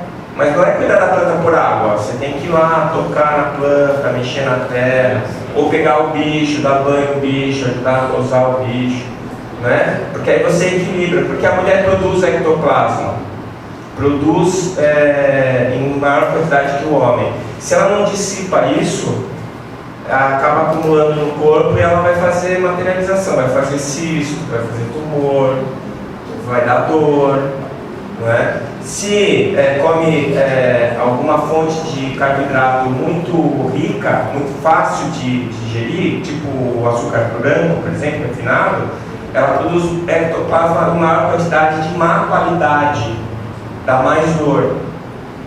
Então tem que cortar o açúcar refinado, tem que cortar o carboidrato de digestão fácil, né? O arroz, por exemplo, comer o integral em vez de comer o arroz branco. Isso tudo vai ajudar no metabolismo dela, para ela baixar um pouco a quantidade de ectoplasma que produz. Ou então vai para o lado da doação mesmo, né? Vai dar passe, vai cuidar de outro ser vivo, né? Essa semana mesmo eu peguei uma paciente que ela sempre foi muito bem, agora ela está com uma fibromialgia que ela não está se aguentando. Ela arrumou um emprego agora que é no computador, ela fica o dia inteiro no computador. Ela não chega à noite cansada, vai dormir, ela não troca energia com ninguém. Então a tendência é ela piorar cada vez mais na fibromialgia. Esse é outro capítulo, né, da medicina que vai abrir, as ectoplasmias, as doenças do ectoplasma, que são coisas que a gente está estudando ainda, mas mediunidade é física, tá, pessoal? Não tem dúvida disso, tá bom? E os tipos de mediunidade? Tem aquela história, eu sou médium, mas não sou ostensivo. Médium ostensivo dá a impressão de mediunidade ostensiva de que você é médium o tempo inteiro, você está vendo o tempo inteiro. Tem gente assim, mas a maioria não é. E nesse livro do Herculano Pires, Mediunidade, Conceituação e Análise Geral dos Seus Problemas, ele faz uma classificação que eu achei muito interessante. Ele divide em mediunidade estática, que ele chamou de mediunidade natural, que é a que todo mundo tem, né? Todo mundo é médium, e a mediunidade dinâmica, que ele chamou de mediunato, que é esse médium que tem visão, que tem a mediunidade que nós chamamos de ostensiva. Eu acho que esse nome que ele deu é muito melhor, etimologicamente falando e tecnicamente falando, do que você dizer eu sou médium ostensivo. Geralmente a gente fala eu sou médium, eu não sou médium, mas todo mundo é médium. O médium que não é médium é o que tem a mediunidade estática, é o médium de inspiração, de vez em quando vê alguma coisa, né? E o médium ostensivo é a mediunidade dinâmica, ou mediunato, tá?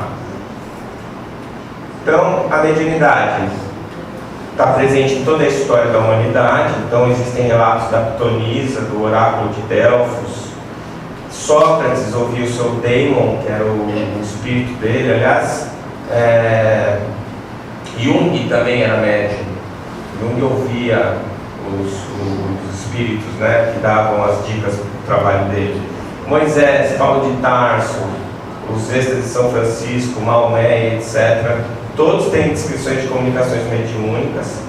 Passagens do século XIX para o XX, alguns pesquisadores começaram a iniciar o estudo da mediunidade. Isso que eu achei interessante, depois você olhando a história, esse povo aqui começou estudando mediunidade assim, para arrebentar. De repente parou, ninguém mais estudou mediunidade e agora está voltando. Eu acho que eles deram um primeiro impulso, mas na época, como tinha muita coisa para a gente ainda conhecer da parte biológica, fisiológica, isso foi abandonado, porque a gente ainda estava estudando as células, as mitocôndrias, os microtúbulos, a gente estava mergulhado dentro do citoplasma da célula, tinha muita coisa para estudar ali, e a gente ficou pensando, né, nessa parte. E agora está voltando, mas você já deve ter ouvido falar desse pessoal, Pierre Janet, William James, Frederick Myers, o próprio Jung, César Lombroso, Charles Richer, esse pessoal que estudou mediunidade, né, e fez um trabalho muito interessante na época. Então, além da importância do diagnóstico diferencial, de eu poder saber se é loucura ou mediunidade, né, o estudo e o entendimento da mediunidade deve ampliar o conhecimento do psiquismo humano. Quer dizer, nós vamos dar um passo além, né? O Carl Jaspers falou isso. E Jung falou que chamou a atenção de uma coisa interessante: eu não vou me comprometer com a estupidez em voga de considerar tudo que não posso explicar como uma fraude. Então é a história do lobo e a barreira de uvas, né? Não conseguiu pegar, das costas e fala, tá verde. Aí bate um barulho lá no ventre, achou que a uva tinha caído no chão, voltou salivando, né? Aí viu que não era e deu as costas de novo, tá verde. Então, porque você não consegue explicar o fenômeno, você não pode negar o fenômeno. Ele está lá, está acontecendo, é visível, é mensurável, está para registrar, não é? Então, e aí? Né? Vamos estudar. O cientista é aquele que se debruça sobre os mistérios, né? Tanto que eu acho aceitável a palavra místico e não gosto da palavra sobrenatural. E parece que é o contrário. Porque o que é o místico? O místico vem de mistério, misterioso, desconhecido. Está cheio de coisa desconhecida por aí. Agora, o que é sobrenatural? É alguma coisa que está acima das leis da natureza. Não existe isso. Porque as leis da natureza são as leis de Deus. Então não tem nada sobrenatural. A única coisa que tem acima da natureza é o próprio Criador. Nada além disso, né? E como Deus não é brasileiro, Ele não muda as leis. Todas as vezes que ele faz, pegam. Né? Então isso prova que ele não é brasileiro. Então Deus criou, está criado. E se é dele que criou, é perfeito. Se é perfeito, é eterno. Não é assim? Então aquilo ali não vai mudar. Então não existe sobrenatural. Existe mistério, existe o místico, o misterioso, aquilo que a gente não conhece. E o que a gente faz com isso? Estuda. Vamos para cima, vamos medir, vamos estudar. Foi assim que aconteceu com o próprio Kardec, que ele era um estudioso do magnetismo, e ele foi ver o fenômeno das mesas girantes para mostrar que era uma coisa magnética e que era uma bobagem. E aí descobriu que não era, e por conta disso depois ficou a doutrina espírita. Então todos os grandes cientistas, eles eram grandes porque eles se debruçavam sobre um mistério e não tinham preconceitos. Eles foram estudar a verdade e buscar a verdade, né? E é assim que a gente tem que fazer. Então médium não é santo, tá? Só porque é médium, é santo. Não é. A gente tem a referência do Chico, que é um espírito altamente, de altas esferas de envolvimento espiritual. E era um baita médium. Mas o Chico é a exceção, vocês concordam? Sim. Não é? Tem algum santo aqui? Não. Encarnado pelo menos não é? E está cheio de médium. Está cheio de médium. Então a mediunidade não atribui valor ou estatura espiritual. Ela atribui capacidade de perceber o mundo espiritual. Certo? E isso é completamente diferente. Também louco. Bom, a princípio não. Pode ficar louco por causa da mediunidade? Olha, pode. Essa senhora que eu falei para vocês, ela tinha tudo para se desequilibrar mentalmente. Não desequilibrou porque ela tinha recursos para isso.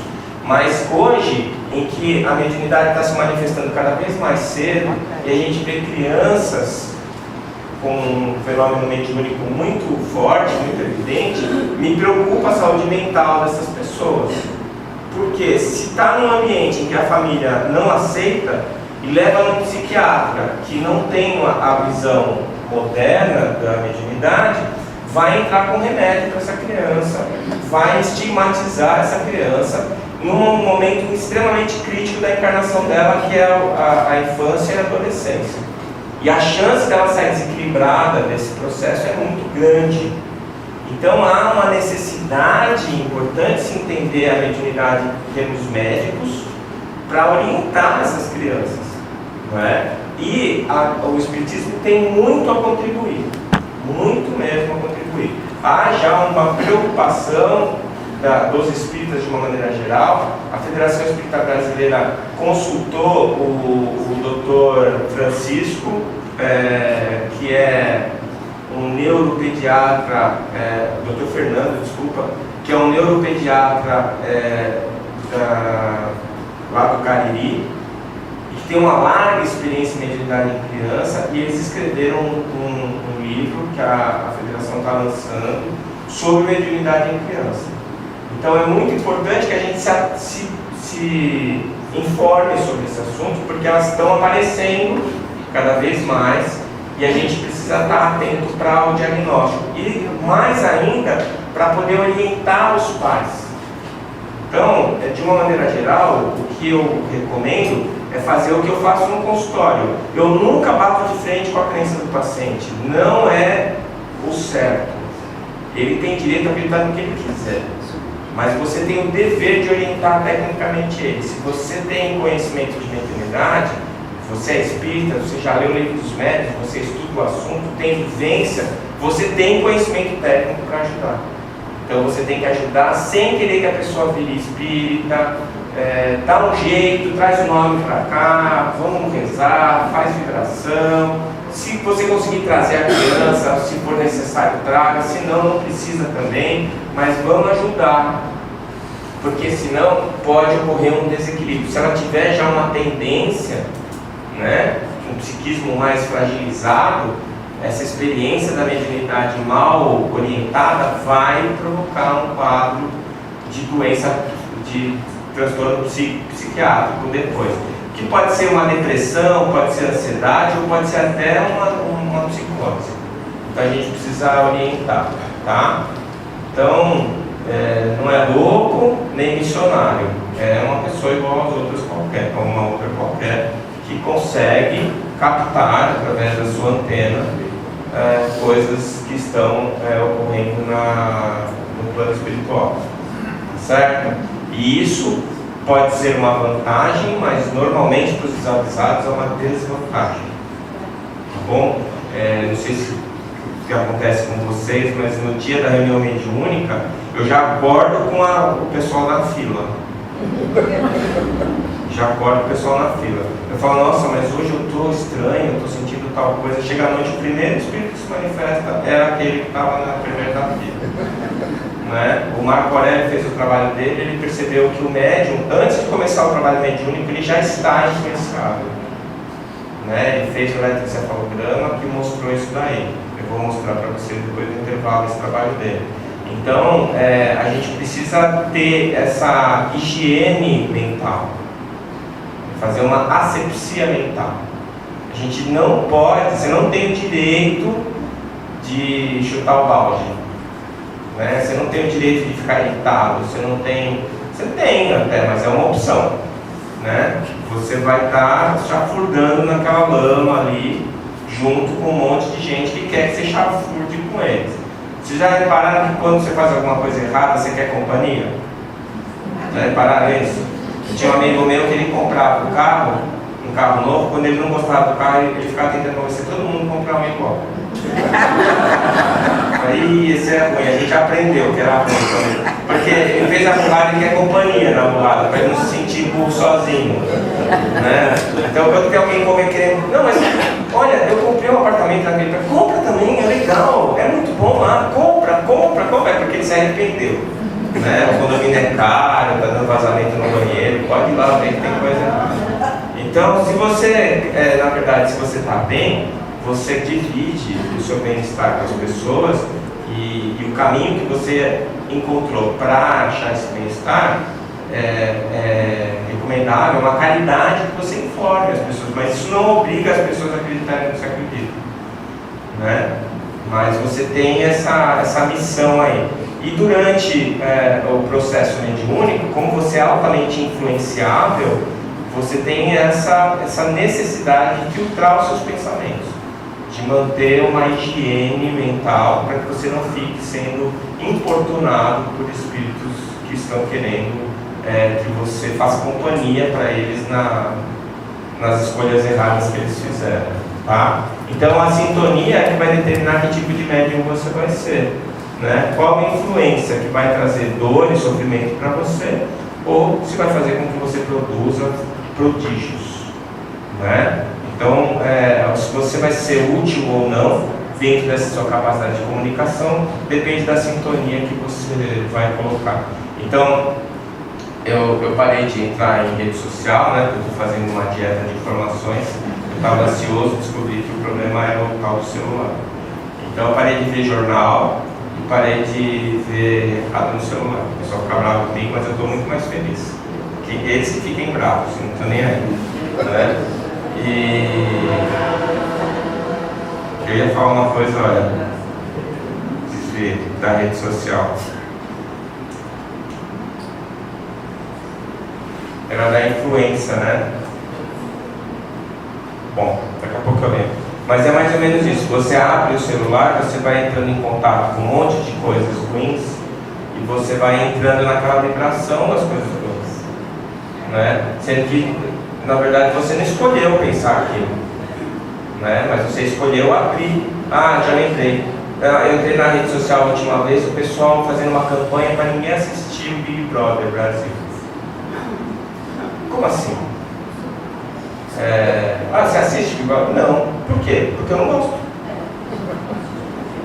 Mas se você faz propaganda para os outros não assistirem, por quê? O que tem lá que está te incomodando? Vai ver que você está morrendo de vontade de assistir, e aí você está fazendo campanha para tirar do ar para você não correr o risco de cair na tentação.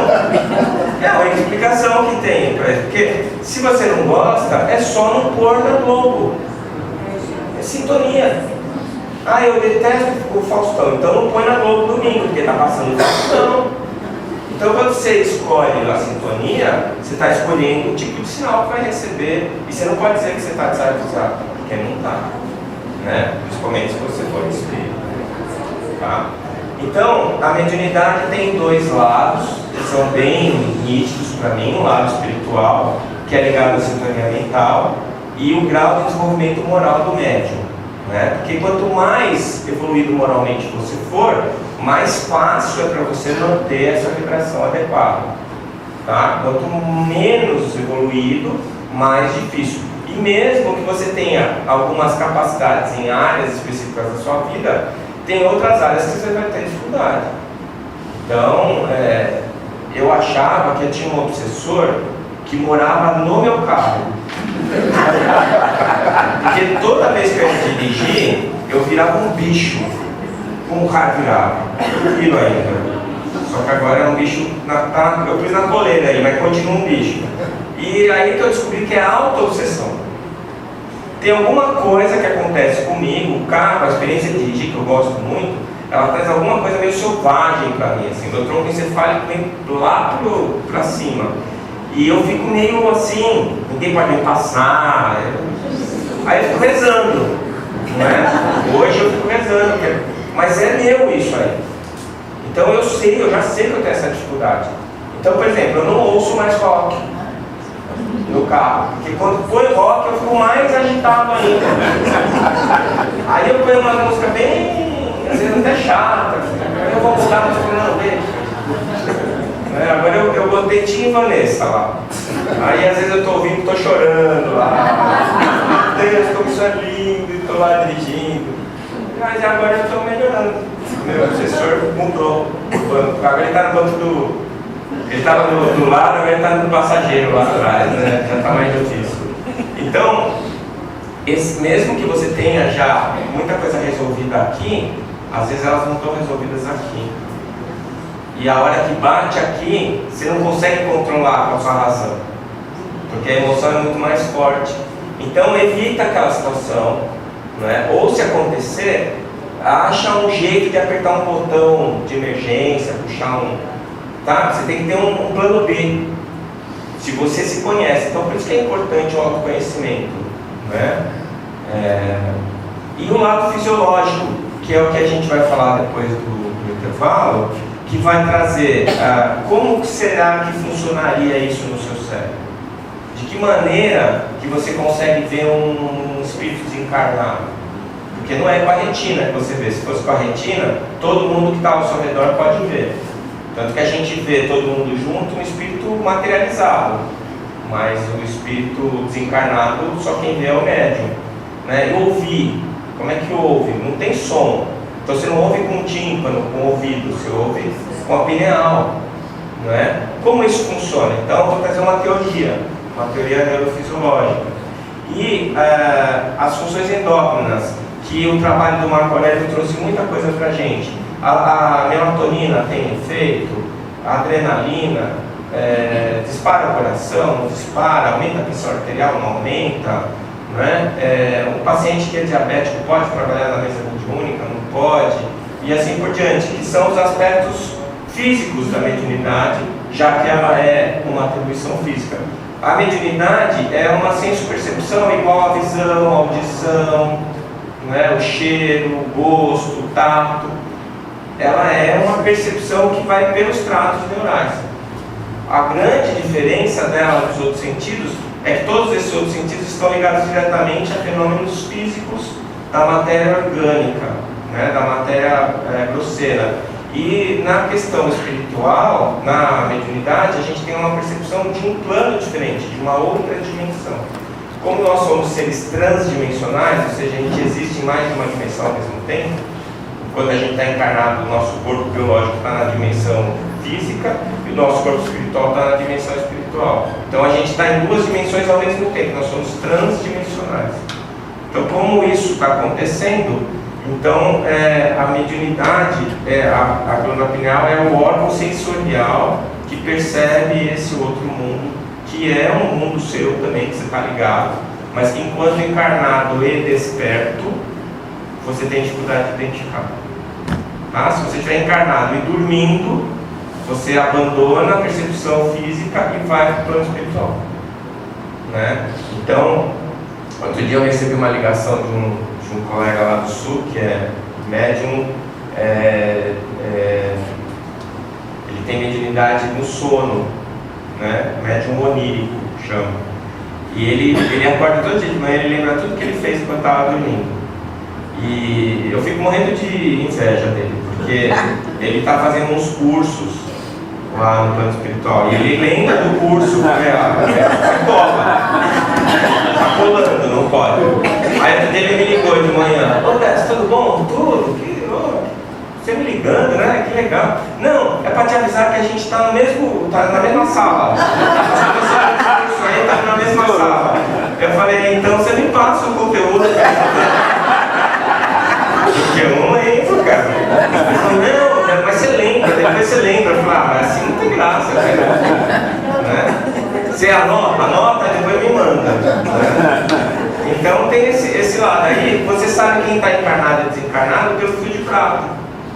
Os encarnados estão com o fio de prata nascendo na nuca e os desencarnados não estão.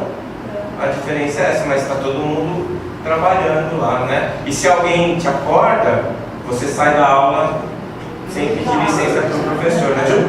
Já está, né? Então você tem uma gata que pode lamber sua cara de manhã cedo, ela estraga todo o fim de aula.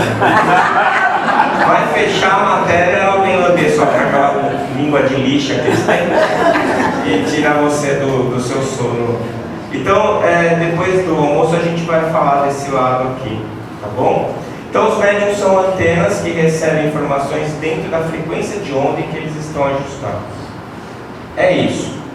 O seu corpo físico é um instrumento de manifestação da sua alma, tá?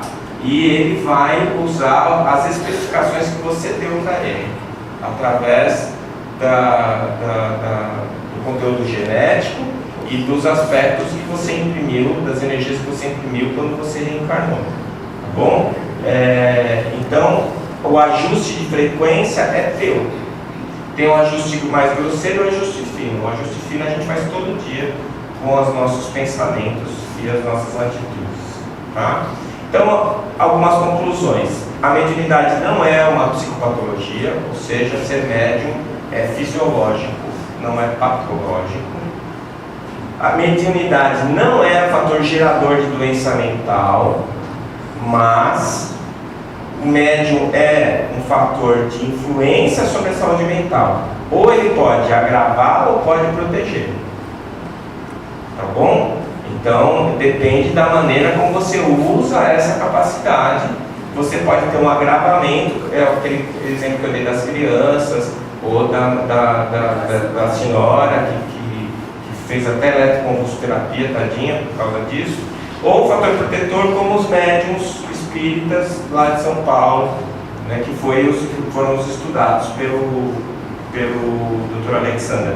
Por que em São Paulo? Porque ele estava lá, mas ele procurou usar o centro espírita que estava ligado à Federação Espírita Brasileira. Por quê? Porque tem uma orientação geral, é tudo mais ou menos igual, não tem aquelas variações, tá? Eu costumo dizer que a maior virtude do Espiritismo é o maior problema, não do Espiritismo, do movimento espírita. A maior virtude do movimento espírita é o maior problema do movimento espírita, que é não ter um papa. Não tem quem chegue e fale assim: é assim, todo mundo tem que fazer igual, senão não faz parte da nossa turma. Então, em cada centro que você vai, você percebe diferenças específicas que são a identidade do centro. Eu acho isso muito legal. Mas tem um pessoal que sai um pouco fora da casinha, que esquece que tem que estar pelo menos dentro da orientação do Pentateuco, espírita, né? Porque senão aí você já está usando um trademark que não é seu. Então tinha um grupo lá em Santos que falava que eles eram espíritas, mas não eram cristãos. E que o grande erro de Kardec foi escrever o Evangelho segundo o Espiritismo. Eu falei: gente, me chamaram para fazer uma palestra lá uma vez, vieram com essa conversa. Eu falei: gente, eu não tenho nada contra isso, essa ideia de vocês, mas só o que vocês não podem dizer que vocês são espíritas.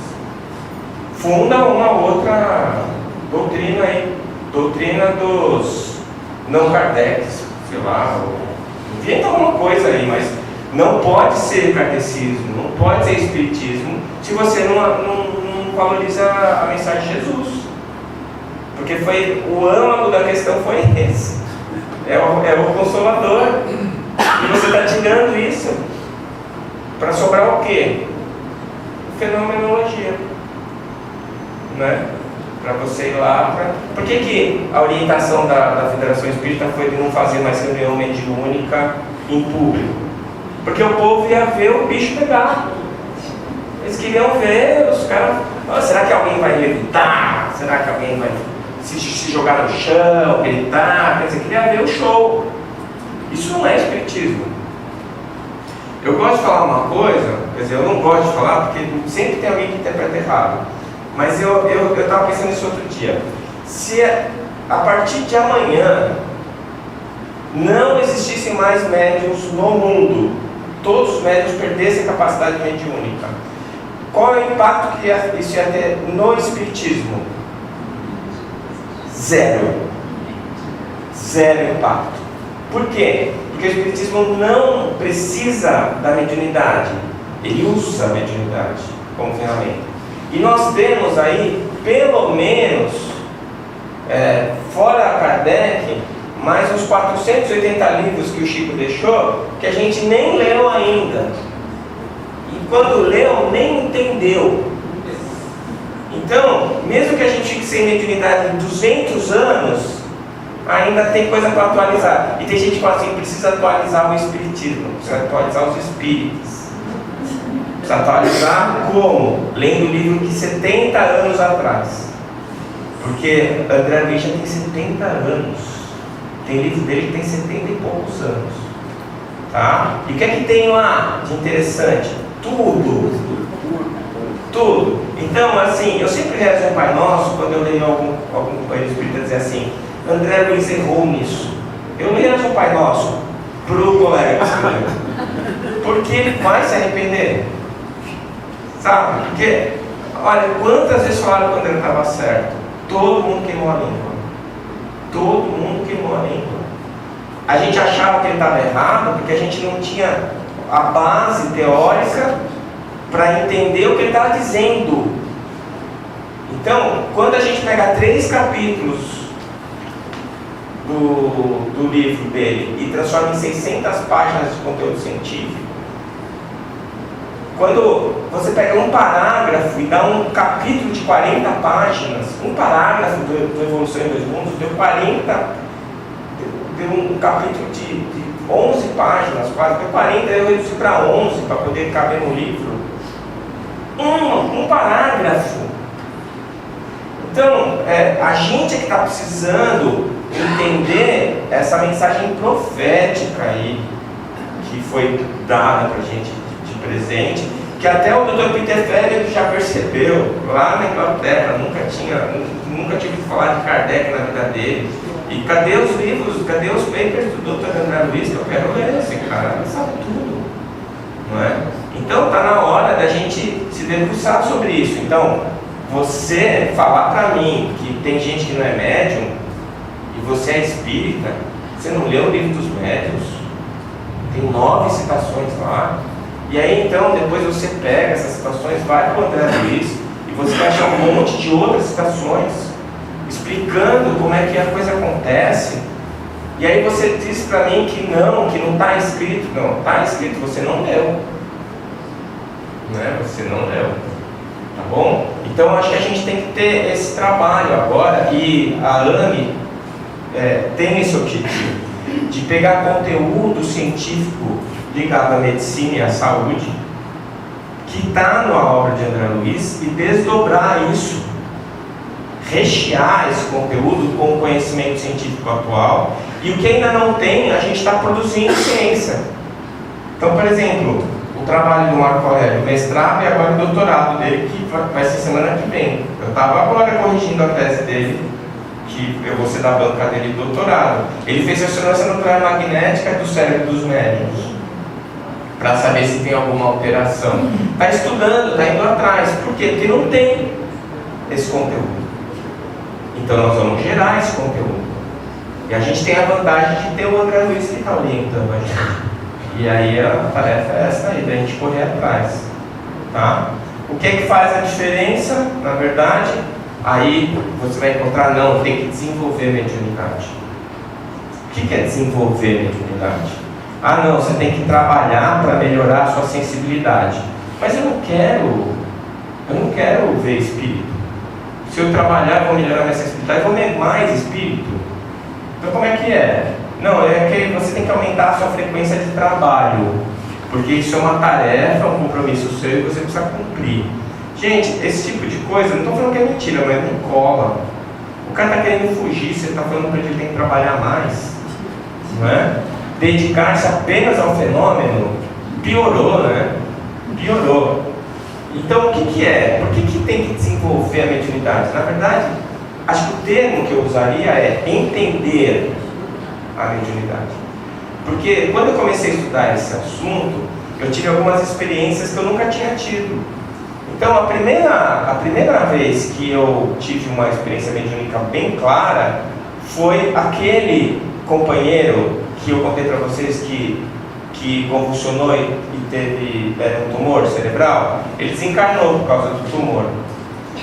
E eu fui para a mesa mediúnica, que estava começando a estudar a mediunidade, eu queria tentar entender o que estava acontecendo, e eu fui mais para observar os médicos do que... E quem que aparece dentro da minha cabeça? O Nilson. Falando assim, oi Décio, quero falar com a minha mulher. E eu parei assim e falei assim, opa, o que é isso? Ô Nilson, onde você está? Estou aqui, estou falando com você. Quero falar com a minha mulher, chama a Sônia aí. Calma, não vou chamar não. Não, chama? Não vou chamar. E eu fiquei discutindo com ele. E a Sônia percebeu a presença dele e veio atrás de mim, ela estava dialogando. E botou a mão no meu ombro e falou assim, o Nilson está aí, o Nilson está aí. Aquele dia foi muito instrutivo para mim, porque eu não ouvi a voz dele, eu não vi ele, mas ele estava falando dentro da minha cabeça. Como se eu estivesse pensando, mas eu sabia que não era eu pensando, era ele pensando. E eu comecei a sentir o amor que ele tinha pela mulher dele. Eu consegui perceber o tamanho do amor que ele tinha pela mulher dele. Quando ela chegou perto de mim, ele ficou emocionado e eu me emocionei com a emoção dele. Mas eu sabia que não era eu que amava ela, era ele que amava ela. E eu consegui perceber essa diferença. Nesse dia eu entendi o que é isso aqui. Porque se eu tenho uma mediunidade que eu não compreendo e eu fico recebendo pensamentos alienígenas que eu não consigo diferenciar, que não são meus, eu vou viver a minha vida segundo os pensamentos de outros espíritos, que nem eu mesmo, cada dia um. Vai virar uma bagunça a minha vida. E dentro desse treinamento mediúnico, eu vou entender o que é meu e o que não é meu, e eu vou com isso aprender a bloquear. Ou, se não for possível bloquear, dependendo do arranjo do seu cérebro, pelo menos você deixar de lado a informação. Que foi aquele conselho que eu dei para aquela senhora: finge que não está vendo. Mas eu estou vendo, mas finge que não está vendo. Não é? Tem um médium lá de Santos que ele me contou que uma vez, foi quando ele fundou o centro. Ele estava recebendo um monte de mensagens assim, que era para fundar um centro, e ele, não, mas vai dar trabalho, mas será? Aí um dia ele está chegando em casa, ele abriu a porta, estava a luz apagada, na hora que ele olhou para cima, veio um cara, sem camisa, deste tamanho, com um machado, gritando, e ele abaixou a cabeça de novo e falou assim: é espírito, é espírito, é espírito. Rezando para não ser encarnado, porque ia ser o fim dele. A hora que ele abriu o olho de novo, o cara tinha passado direto por ele. Ele falou: tá, eu vou fundar o centro. Então, não é uma coisa assim fácil. Quer dizer, ele ficou na dúvida se era. Ele achou estranho, como é que vai ter um cara com um machado na sala da casa dele, no apartamento, não é? Para vir bater o machado no meio da cabeça dele, mas ele ficou na dúvida na hora, ele parou para pensar, ele falou: será que é? Fechou o olho para não ver, não é? Você imagina, o Chico no final, ele, às vezes alguém chegava perto dele e falava assim, desculpa a pergunta, mas você está encarnado ou desencarnado? Ele não fazia mais a diferença, ele não conseguia perceber, porque ele já estava vendo mais com o perispírito do que com o olho, né? Então você imagina, alguém que não tem essa informação, ele fica confuso. Então o que eu acho importante, dentro disso que eu falo que só o espiritismo tem, ele te dá um treinamento para, junto com outras pessoas que são médiuns e têm mais experiência que você ir recebendo a orientação até que você consiga perceber nitidamente o que é teu e o que não é teu, o que é mediúnico e o que não é mediúnico. E a partir disso você vai adquirir controle sobre o processo. É igual aprender a andar de bicicleta, não é? Um dia que você aprende, você consegue andar com a bicicleta sem cair. Por quê? Porque você aprendeu aquilo, foi um aprendizado. Dentro da mediunidade tem a mesma coisa. E o outro lado da moeda, que é uma experiência que eu tive, por exemplo, que eu digo que tem um mata-voo na minha pineal, né? Porque a minha mediunidade não é médium, é pequena, né? Não é uma mediunidade média, é pequena. Eu tenho muitas restrições, né, dentro da minha percepção mediúnica, mas que tem aumentado muito com o meu trabalho na mesa mediúnica. Então o exercício aumenta como qualquer outra função, não é? Como qualquer outra função. Se eu quiser ficar mais forte, eu tenho que ficar levantando peso, eu vou ficar mais forte. Se eu quiser aprender a discernir sabores, né? Às vezes o pessoal vai, os enólogos, bota um pouco de vinho, tem notas de carvalho, notas de não sei o que, você vai pôr na boca, é vinho. Né? Para mim, vinho tem dois tipos, o bom e o ruim. Né? O bom é aquele que eu engulo e falo, nossa, que gostoso, o ruim é que eu engulo e falo, né? Mas o cara vai lá, ele experimenta, o cheiro é diferente, aquilo ele aprende, né? A sensibilidade é um aprendizado. Quando eu entrei na obstetrícia, eu sempre conto essa história, eu fui fazer toque na primeira grávida, para saber se estava com dilatação ou não, pus a luva lá, conversei com a paciente e fiz o toque. Na hora que eu fiz o toque, o professor, e aí? O que você está sentindo? Está quente. Era a única coisa que eu conseguia saber, estava quente. Aí ele falou, não, percebe que vai ter uma bolinha, como se fosse um anelzinho e tal. No final do estágio, eu conseguia saber se era a cabeça do guri que estava lá, se não era a cabeça, se era a perna. Quando era a cabeça, eu aprendi a palpar para saber se ele estava de lado, para o lado de cá, para o lado de lá. Nossa, parecia que eu tinha aprendido um monte de coisa com o mesmo dedo que no começo do estágio eu só senti que estava quente. Então, essa percepção do sensório, ela é uma coisa possível, e dentro da realidade isso não é diferente. Então, eu nunca vou ser um Chico Xavier, mas se eu treinar, se eu exercitar, eu vou aumentar a minha sensibilidade, né? Eu vou conseguir perceber isso de uma maneira mais clara. Se eu tiver uma habilidade muito grande, é bom que eu aprenda a dominar essa habilidade, porque senão vai ser igual um cavalo bravo, sem cabresto. Você sobe no cavalo, não sabe onde ele vai te levar, não é? Então é melhor que você domine. Então por isso que eu acho que isso daqui tem validade, mas eu não diria desenvolvimento, porque isso está ali parada, né? A pessoa fala assim, precisa trabalhar. Essa questão de ter que trabalhar, precisa trabalhar? Na verdade precisa, mas isso é ele que tem que decidir. A tarefa está aqui dentro, todo mundo sabe disso. Tem coisa que o povo te chama para fazer o trabalho, você fala assim, eu vou. Aí você fala assim, não vou, eu estou cansado, não dá, não sei o quê. E fica de boa. Tem umas que o pessoal te chama, você fala, eu não vou, estou muito cansado. Você não consegue parar de pensar naquilo. Meu Deus, eu não fui, que droga, eu devia ter ido. Né? Se eu faltar numa reunião da ANE, eu não consigo dormir. Não consigo dormir. Né? Ontem eu não fui porque eu não dormi mesmo, então eu já nem consegui dormir, porque eu tinha que ir para o aeroporto muito cedo, a reunião terminava às 10 horas, eu não tinha feito uma aula, não fui na reunião. Eu não fico confortável, porque é a minha tarefa, e eu sinto isso lá dentro. Então se você vem com uma mediunidade, e essa mediunidade ela é um instrumento para servir, e você sente isso lá dentro, se você não trabalha, você vai pagar a conta no final. E a conta não é Deus que está te cobrando, não, é você mesmo, é a tua consciência. Porque você percebe que você tinha uma habilidade que podia ajudar muita gente e você não usou ela. Então, por isso que a gente acaba recomendando às pessoas que a gente define a mediunidade, que é bom elas fazerem treinamento mediúnico, que é bom elas trabalharem. Então você não precisa dedicar sua vida só a isso, aliás, não deve.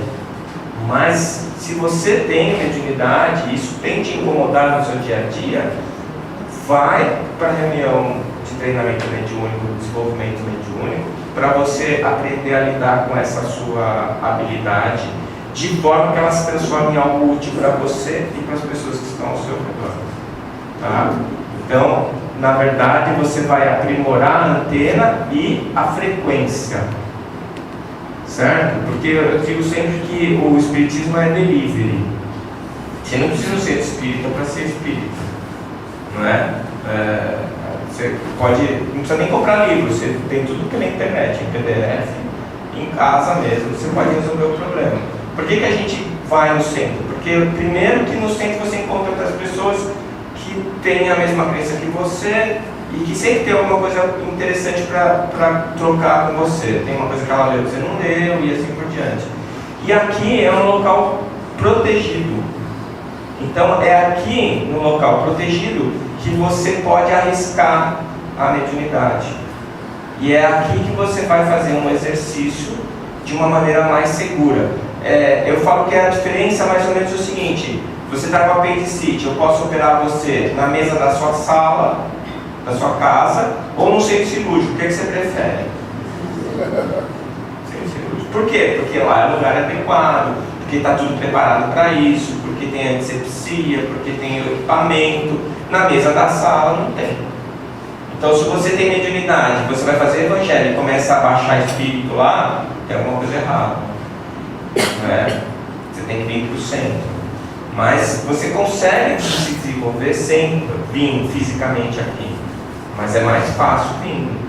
Não é? Então, essas dicas eu acho que são importantes para a gente saber o porquê que a gente vai falar para o seu amigo: olha, você não quer ir comigo lá? Vamos lá. Né? Na reunião mediúnica, vamos lá. Mas ele tem que ler o Evangelho, ele tem que entender a doutrina, senão ele vai ficar perdido do mesmo jeito. Só o fenômeno não resolve. Tá bom? E na verdade o que a gente precisa desenvolver é o espírito, né? E é para isso que nós estamos aqui. É o que o Kardec e os bons espíritos nos recomendam. Tá bom? E o que nos protege é a nossa capacidade de amar, como Jesus ensinou. Então, se eu conseguir desviar o meu pensamento para o amor, eu sempre vou estar num bom lugar, né? O problema é que é meio complicadinho fazer isso. Pelo menos para mim está sempre meio difícil, né? Tá bom? Então agora a gente vai fazer uma pausa e depois a gente volta na segunda parte para falar da parte mais científica. Então eu vou dar uma aula de neuroanatomia funcional para vocês, bem animados.